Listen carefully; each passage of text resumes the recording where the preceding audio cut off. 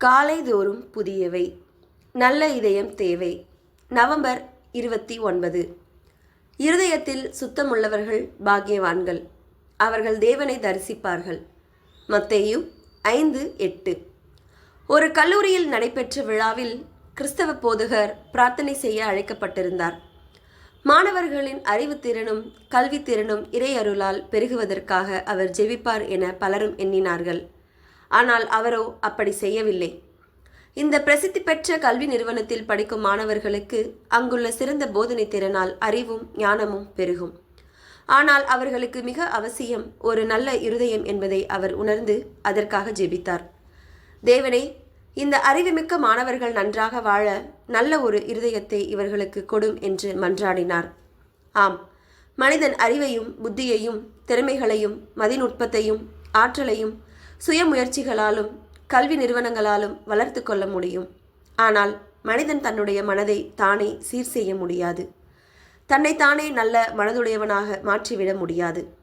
தனக்குத்தானே நல்ல பண்பாளனாகவும் உயர்ந்த சிந்தனையாளனாகவும் மாற்றிக்கொள்ள முடியாது. ஏனென்றால் இயற்கையிலேயே மனிதனுடைய இருதயம் திருக்குள்ளதும் மகா கேடுள்ளதுமாக இருக்கிறது. எரேமியா 17:9. அதனை மனிதன் தன்னுடைய சுய முயற்சிகளாலும் கல்வி அறிவாலும் உரிய அளவு மேம்படுத்தி கொள்ள முடியாது. ஏனென்றால் மனித மனம் பாவத்தால் பழுதடைந்த ஒன்று. பாவம் என்ற தீய தன்மை நீக்கப்படாவிட்டால் அது சீர்பெறாது. பாவத்தை அகற்ற கர்த்தரால் மட்டுமே கூடும்.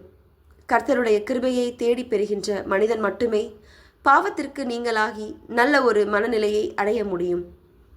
அறிவையும் திறமையையும் புத்தியையும் மிக சிறப்பாக வளர்த்து கொள்கின்ற பலரால் நல்ல சுபாவங்களோடும் நல்ல மனசாட்சியோடும் மன சுத்தத்தோடும் வாழ இயலவில்லை. அறிவாலும் ஆற்றலாலும் உயர்நிலைகளுக்கு வர இயன்ற பலர் மனநிலைகளிலோ குன்றிப்போய் தவறுகளிலும் நேர்மையற்ற செயல்களிலும் சிக்குகின்றனர். ஆம், மனதை நன்றாக வைக்க இயன்றவன் மட்டுமே பாக்கியவான். அது கர்த்தரால் மட்டுமே கூடும்.